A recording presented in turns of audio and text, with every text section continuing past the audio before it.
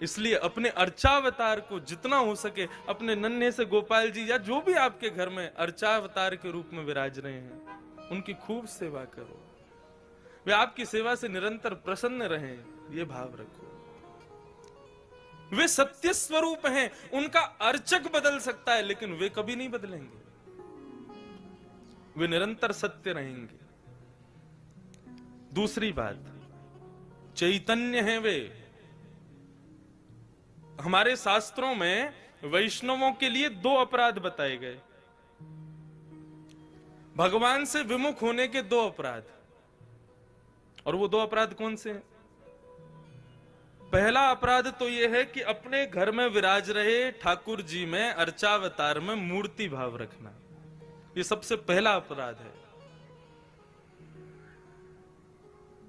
वे चैतन्य हैं, आपके हृदय का भाव ऐसा ही होना चाहिए कि जिस प्रकार मुझे भी सर्दी लगती है, मुझे भी गर्मी लगती है, मुझे भी भूख लगती है, पुष्टि क्या है? यही तो पुष्टि है। वे ठाकुर साक्षात लाडले लाल के रूप में ही विराज रहे हैं। श्रीनाथ जी महाराज जिस सेज पर विराजते हैं, उस सेज को सेज नहीं माना जाता। वो सेज क्या है? जिस स्थान पर श्रीनाथ जी विराजन, उस स्थान को माना जाता है कि ये श्री यशोदा जी की गोदी है और गोदी में लाला बैठे हैं। पिछवाई जो है वो किसका भाव है? जो पीछे हम मसनद लगाते हैं, ऐसे श्रीनाथ जी की भी मसनद लगती है, ठाकुर जी भी पीछे अपने पिछवाई तो रखते हैं सहारे के लिए, तो उसको हमारी दृष्टि में तो वो दिखेगा कि ठाकुर जी सहारा ले रहे हैं, लेकिन वो भाव क्या है? बोले ये यशोदा जी का पेट है। जैसे बालक गोद में बैठता है ना, पीछे कमर लगा के मैया के, ऐसे ठाकुर जी बैठे हैं। ये सब भाव ही तो हैं। और भाव ये स्थित हो जाए तो वहां वास्तव में ऐसा ही लगेगा कि यशोदा जी बैठी और यशोदा की गोद में लाला बैठे।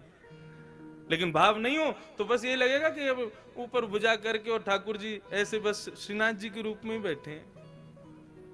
वे चैतन्य हैं, उनमें मूर्ति का भाव तो उत्पन्न। श्रीमद् भागवत में तो ऐसा लिखा है, ठाकुर जी को मूर्ति समझने वाले के दर्शन करके हम तो अपवित्र हुए, हमारे वस्त्र भी अपवित्र हो गए। वे साक्षात लाला हैं, साक्षात गोपाल जी, वे चैतन्य हैं। अपने घर के ठाकुर की भी आप सेवा करें तो यही भाव रखें कि वे चैतन्य हैं। उनको भी सर्दी लगती है, उनको भी गर्मी लगती है। अब ऐसी सर्दी में दिल्ली में, वृंदावन में लोग सेवा तो करते हैं, ठाकुर जी को जड़ेदार कपड़े पहनाते हैं, उनको भी तो चुभता होगा। आपका भाव नहीं है इसलिए आपने कुछ भी पहना दिया है। यदि भाव होगा तो आप पहले से विचार करोगे, नहीं ठाकुर जी को ये नहीं पहनाना, ठाकुर जी को ऐसे नहीं पहनाना। चैतन्य, वे चैतन्य हैं, उन्हें भी अनुभव होता है। बड़ी प्रसिद्ध कथा, एक व्यास जी कथा कर रहे थे और करते करते बोले कि मैया ने ठाकुर जी को उखल से बांध दिया, भैया अब समय पूरा हो गया, कथा कल से कहेंगे। रात में व्यास जी अपने भोजन प्रसाद करके जैसे सोए, चोर पूरा घर चोरी करके ले गए। व्यास जी को छोड़ गए और व्यास जी के छोटे से गोपाल जी को छोड़ गए। सुबह सुबह व्यास जी उठे, उठ करके जैसे ही देखा तो पूरे घर में कुछ बचा ही नहीं, बर्तन भी ले गए चोर। सब जगह घूम घाम करके अपने गोपाल जी को देखा तो गोपाल जी बैठे बेचारे, उनका सिंहासन भी ले गए। व्यास जी गोपाल जी के सामने बैठे और बैठ करके बोले, गला फाड़ फाड़ करके आपकी कथा सुनाते हैं पूरे विश्व को, सदैव आपकी सेवा करते हैं, आपके लिए भोग बनाते हैं, घर में कोई भी सामग्री आए पहले आपको प्रदान करते हैं। इतने परिश्रम से घर बनाया, सब सामग्री इकट्ठी करी, और कल रात को क्या थोड़ा सा थक के गहरी नींद में सो गया तो मेरी रक्षा भी नहीं की आपने। वैसे पूतना को मार दिया 6 दिन की उम्र में, अघासुर, बकासुर, धेनुकासुर सबको मार दिया। इतनी सामर्थ्य तो आप में 7 वर्ष की उम्र में ही आ गई। और जो व्यास आपकी वर्षों से सेवा कर रहा है, उसकी एक दिन बस थोड़ा सा, मैं किसी को बता थोड़ी रहा था, एक दिन मेरी रक्षा कर लेते, सब सामग्री बच जाती, क्या बिगड़ जाता आपका? तो जब इस भाव से बात की, आपके भीतर चैतन्यता आ जाए, आप ठाकुर जी से बोलने लग जाओ, तो वास्तव में आपको लगेगा ठाकुर जी उत्तर दे रहे हैं। जब वो व्यास जी ऐसे बात करने लगे तो लड्डू गोपाल बोल पड़े, हमें काय को डांट रहे हो, हमारी गलती थोड़ी है। व्यास जी बोले आपकी गलती नहीं है, तो नहीं, गलती तो हमारी है जो हम आपकी सेवा करते हैं। ठाकुर जी बोले देखो हम पे गुस्सा मत करो, हमारी गलती नहीं है, गलती जिसकी हो उसको डांटना चाहिए, बिना अपराध के किसी को दंड नहीं देना चाहिए। व्यास जी बोले क्यों नहीं है आपकी गलती, क्यों नहीं बचाया आपने, आप तो कर सकते थे ना, आप तो सर्व सामर्थ्यवान हैं। भगवान बोले हम कर देते, लेकिन कल तुमने कथा में कहा था कि मैया ने हमको उखल में बांधा, हम तो उखल में बंद रहे थे, यदि खुले होते तो बचा लेते, बंद रहे थे हम तो। कहने का अभिप्राय, व्यास जी ने गोद में ले लिया ठाकुर जी को, हृदय से लगा लिया। आपका भाव स्थापित हो, वो चैतन्य स्वरूप है। एक वैष्णव नवनीत प्रिया जी गोपाल जी की सेवा करता था, लेकिन उसके घर में इतनी दैन्यता थी कि एक बार का भोजन ही 3 बार में पाया जाता था, दोबारा बनाने की सामग्री नहीं इकट्ठी हो पाती थी। अब उसका कोई एक मित्र आया, वो पैसे वाला, उसने आकर के उससे कहा और भाई सब ठीक, बोले हाँ सब ठीक। बोले तुम्हारा दिन सुधर गए कि नहीं, बोले अब वैसे ही है भैया, क्या करें, एक समय अब रोटी बनती है, उसी से शाम तक का गुजारा होता है। बोले अच्छा तुम पूजा वूजा करते हो क्या, बोले हाँ। बोले किसकी करते हो, बोले गोपाल जी, नवनीत प्रिया जी, लड्डू गोपाल, इनकी पूजा करता हूं। हंसने लगा मित्र, इनकी सेवा करते हो। अरे ये भी बेचारे जब इनको पूतना मारने आई ना, स्तनों में विष लगा के, तो ये भी नेत्र बंद करके शंकर जी से मदद मांग रहे थे कि पूतना के स्तन के विष को तुम पी जाओ। अरे जो अपनी रक्षा स्वयं नहीं कर पाते, तुम्हारी रक्षा क्या करेंगे। इनसे बड़े शंकर जी हैं, शंकर जी को लिया तुम, उनकी सेवा शुरू कर दो। अब बेचारा मरता क्या नहीं करता, सब कर लेते हैं। शंकर जी ले आया दूसरे दिन, और नवनीत प्रिया जी लड्डू गोपाल जी को दूर एक जगह टेबल पे बिठा दिया। बोले तुम्हारी सेवा अब हो गई, तुमने तो कुछ किया नहीं, अब इनकी करेंगे हम।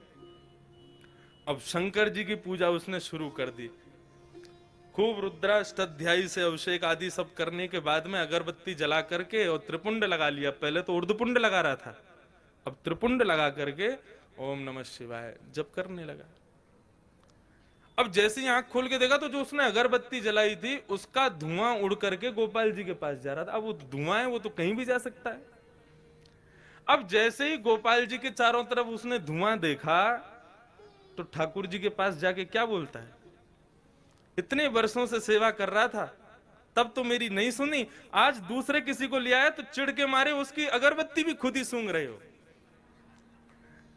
और ठाकुर जी को बोला तुमको यहां बैठने ही नहीं दूंगा, अलमारी में बंद करूंगा। जैसे ही ठाकुर जी को इस भाव से उठाया, ठाकुर जी प्रकट हो गए वहां पर, चरणों में गिर पड़ा, बोले महाराज आपने आज तक मुझे दर्शन नहीं दिए, शंकर जी के आती दर्शन कैसे हो गए। बोले देख ये भेद बुद्धि मत रख, मुझ में शंकर जी में कोई भेद नहीं है, और शंकर जी आए इसलिए दर्शन दिए ऐसा भी नहीं है। तो बोले क्यों किए, फिर क्यों दिए दर्शन आज आपने। बोले कल तक तुझे ये नहीं लगता था कि मेरी नांग सूंघती भी है, कल तक तुझे ये नहीं लगता था कि मुझे भी जलन हो सकती है, लेकिन आज तेरे भीतर ये भाव आया कि मैं चैतन्य हूं, ये अगरबत्ती मैं भी सूंघ रहा हूं, मुझ में भी एक जलनशीलता आई है, मतलब मैं साधारण मूर्ति नहीं, मैं चैतन्य हूं। जब तेरे हृदय में ये भाव आया तो मैं पीछे क्यों हटूं, मैं भी प्रकट हो गया, मैं भी क्यों मूर्ति तक रहूं।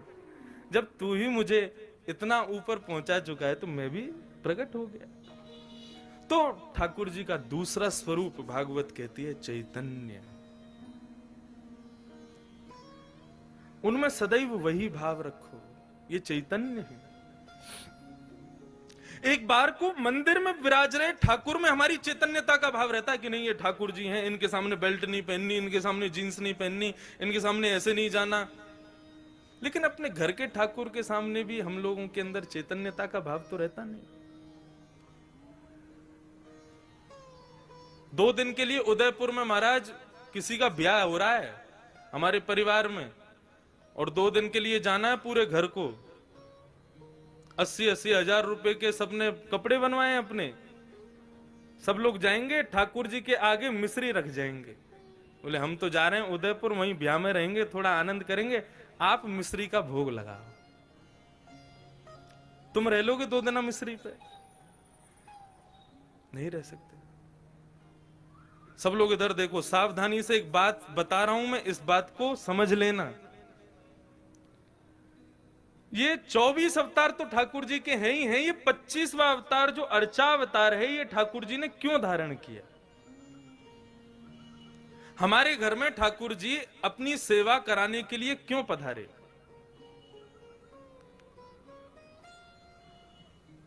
इसके पीछे एक बहुत सुंदर भाव है, सावधानी से सुनिएगा। पूज्य गुरुदेव भी बैठे, उनसे भी निवेदन, दास के मन में ठाकुर जी की सेवा करते हुए एक भाव आया, तो मेरी इच्छा हुई कि मैं उस भाव को कहूं कि ठाकुर जी सबके यहां सेवा कराने के लिए हर घर में क्यों विराज रहे हैं। आप पूरे नाथद्वारा को देख लो, हर घर में ठाकुर जी का चित्रपट ही सही विराज रहा होगा। वृंदावन तो प्रसिद्ध है, घर घर तुलसी ठाकुर सेवा, दर्शन गोविंद जी को, अलीरी मोहे लागे वृंदावन नी को। क्यों विराज रहे हैं ठाकुर जी हम सबके घर में? देखो, हम लोग जब वैकुंठ जाएंगे तो है ही, कोई रोक तो रहा नहीं हमको, एक ना एक दिन सबको जाना है वहां पर। तो यदा कदा हमारे द्वारा किए गए कृत्य के कारण यदि हमें कभी वैकुंठ के अलावा भी लोगों का दर्शन करना पड़ गया, मानो जैसे नरक का दर्शन हो गया या स्वर्ग का दर्शन करना पड़ गया, और उस पश्चात वहां पर बताया गया तुमने ये अपराध किया था इसलिए तुमको ये करना पड़ा, तो हम ठाकुर जी से शिकायत करने लग जाएंगे, प्रभु आपकी इतनी अर्चना करते हैं, इतनी सेवा करते हैं, इतनी पूजा करते हैं, इतना आपका नाम गुणगान करते हैं, उसके बाद भी हमारे जीवन में दुख, उसके बाद भी हमारे जीवन में कष्ट, उसके बाद भी हमारे जीवन में कभी सुख की अनुभूति नहीं, और उसके बाद भी जब हम संसार छोड़ के आए तो नरक का दर्शन। शिकायतें दुनिया भर की हम ठाकुर जी से करने लग जाएंगे। आपने ये नहीं किया, ये नहीं किया, ये नहीं किया, हम ठाकुर जी से शिकायतें करेंगे। भगवान बोले ये मुझसे शिकायत करे उससे पहले इसके यहां अर्चावतार रूप धारण करके बैठ जाओ इसके घर में। क्यों? बोले कभी ना कभी ये भी तो अपराध करेगा, सर्दी में कभी मुझे ठंडे जल से नहला देगा, भयंकर सर्दी में कभी मुझे हो सकता है पतला वस्त्र पहना दे, मुझे ठंडी लगे उससे, भयंकर गर्मी में खुद तो एसी में बैठेगा, मुझको पंखा भी नहीं चलाएगा, बिजली का बिल बढ़ जाएगा, मंदिर का पंखा बंद ही रहने दो। ये सारे अपराध ये करेगा मेरे साथ में, लेकिन मैं कभी शिकायत नहीं करूंगा। क्यों? हिसाब बराबर करने के लिए आया हूं, तुझे शिकायत करने योग्य छोड़ूंगा नहीं मैं। तुम भगवान से कुछ कह नहीं सकते कि भाई आपने ऐसा क्यों नहीं किया, आपने ये दुख क्यों किया। भगवान बोले तेरी शिकायत पूरी हो गई, अब मैं करूं शिकायत। भोग बनाते समय सब्जी देख करके भोग लगने से पहले ही तेरा मन ललचा गया था। एक बार भयंकर सर्दी में एक बार मुझे कहीं लेके जा रहे थे, बद्रीनाथ गए थे, मुझे इतना पतला वस्त्र पहनाया, मुझे सर्दी लगी, मैंने कभी शिकायत की तुमसे? तो मनुष्य की जितनी भी शिकायतें हैं उनका हिसाब बराबर हो जाए, उसके लिए ठाकुर जी अर्चावतार लेके आए कि आप ठाकुर जी से कुछ कह ना सको। यदि आपने कहा तो फिर ठाकुर जी कहेंगे। कितना भी प्रयास कर लेना, कितनी भी कोशिश कर लेना, अर्चावतार में एक ना एक अपराध तो हम करते ही हैं, लेकिन ठाकुर जी कभी कुछ नहीं कहते। तो वही चैतन्य है। और ठाकुर जी का तीसरा स्वरूप है आनंदम परमानंदम। ठाकुर जी आनंद स्वरूप है। श्रीनाथ जी का स्वरूप परमानंद प्रदान करता है। हमारे बाल कृष्ण प्रभु ने दुनिया भर के रूप धारण किए, कहीं पर बांसुरी बजा रहे हैं, श्री राधा वल्लभ जी में रोज ब्याह कर रहे हैं, बिहारी जी में नित्य मनोरथ कर रहे हैं, श्री गोपीनाथ गोविंद देव जयपुर में विराज रहे हैं, उनके भी अलग अलग रूप। लेकिन श्रीनाथ जी का जो रूप है, स्वरूप है, इसमें सब विराजमान है।